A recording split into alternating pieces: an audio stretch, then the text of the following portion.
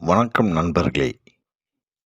இன்று நாம் இந்த பதிவில் ஒரே குடும்பத்தில் அடுத்தடுத்து நடந்த துர்சம்பவங்கள் பற்றி ஆராய்வோம்.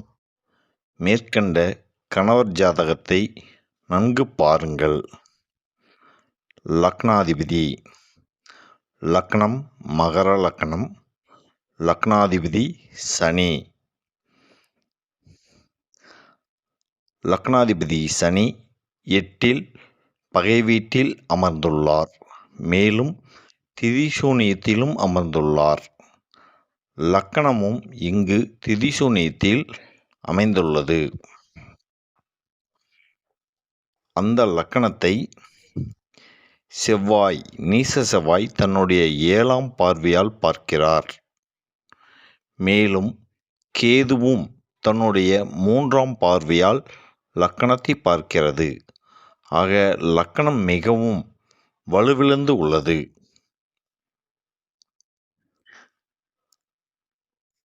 இரண்டாம் இடம், 2ஆம் அதிபதி சனி, அவரும் அங்கு திதிசூனியத்தில் அமர்ந்துள்ளார். ஆக குடும்பஸ்தானமும் இங்கு பாதிக்கப்பட்டுள்ளது. செவ்வாயும் தன்னுடைய 8ஆம் பார்வையால் அந்த குடும்பஸ்தானத்தை, லக்கணத்துக்கு 2ஆம் இடத்தை பார்வை செய்கிறார். ஆக குடும்பம் என்ற அமைப்பும் இங்கு பாதிப்படைகிறது. 3இல் கேது,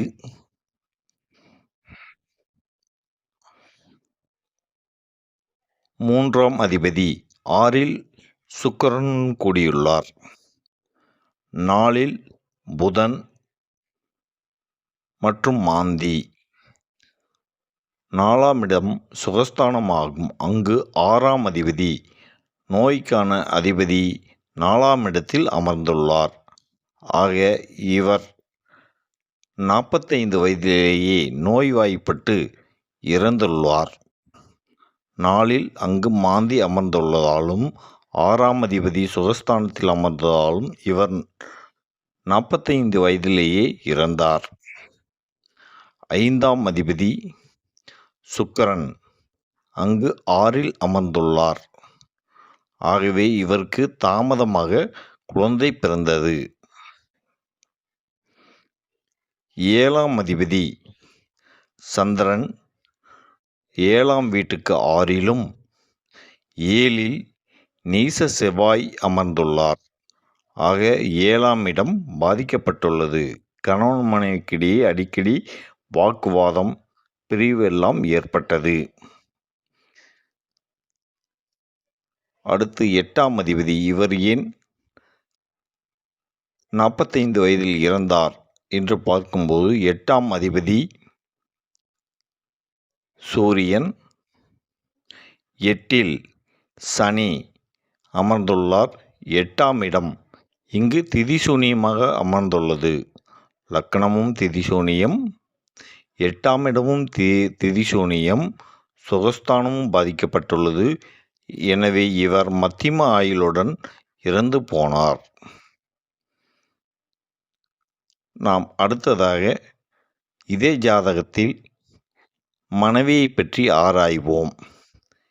7ஆம் அதிபதி, 7ஆம் அதிபதி லக்கணமாக கொண்டு நாம் இங்கு ஆராய்வோம். 7ஆம் அதிபதி இங்கு சந்திரன் ஆவார். சந்திரனுக்கு 2ஆம் வீட்டில் குடும்பஸ்தானம் என கூறுவோம். 2ஆம் வீடும் இங்கு திதிசூனியத்தில் அமர்ந்துள்ளது. 2ஆம் அதிபதியும் 2ஆம் வீட்டிற்கு 8இல் சென்று அமர்ந்துள்ளார். அந்த 2ஆம் இடத்தை செவ்வாய் தன்னுடைய 7ஆம் பார்வையால் பார்க்கிறது. ஆக திதிசூனியம், லக்னாதிபதி 2ஆம் அதிபதி 8இல் போய் மறைந்துள்ளார். நீச செவ்வாயும் அந்த குடும்பஸ்தானத்தை பார்ப்பதாலும் இவருக்கு குடும்பம் பாதிக்கப்பட்டுள்ளது. 4இல் கேது, நாம் இங்கு சந்திரனை லக்னமாக கொண்டு, அதாவது 7ஆம் அதிபதி சந்திரனை லக்னமாக கொண்டு பார்த்து வருகிறோம். இதில் சந்திரன் நின்ற இடம் லக்னமாக கொண்டும், 2ஆம் இடம் அங்கு திதிசூனியமாக அமர்ந்துள்ளது. 4இல் கேது அமர்ந்துள்ளார். ஆகவே இவருக்கு அடிக்கடி சிறு சிறு நோய்கள் மனைவிக்கு ஏற்படும். 5ஆம் இடத்தில் புதன் மற்றும் மாந்தி அமர்ந்துள்ளது. ஆகவே இவருக்கு தாமத குழந்தை ஏற்பட்டுள்ளது. 6இல் சூரியன், 7இல் சுக்கிரன் குரு அமர்ந்துள்ளார். 7ஆம் இடத்தில் 6ஆம் அதிபதி 7இல் கூடி அமர்ந்துள்ளார். ஆகவே கணவன் மனைவிக்கிடையே அடிக்கடி சண்டை வந்துள்ளது. மேலும் 8ஆம் இடத்தில் சந்திரனுக்கு 8ஆம் இடத்தில் நீச செவ்வாய் அமர்ந்துள்ளார். 8ஆம் அதிபதியும் அந்த 8ஆம் வீட்டிற்கு 6இல் அமர்ந்துள்ளார். ஆகவே மனைவியும் 40 வயதில் இறந்துள்ளார்.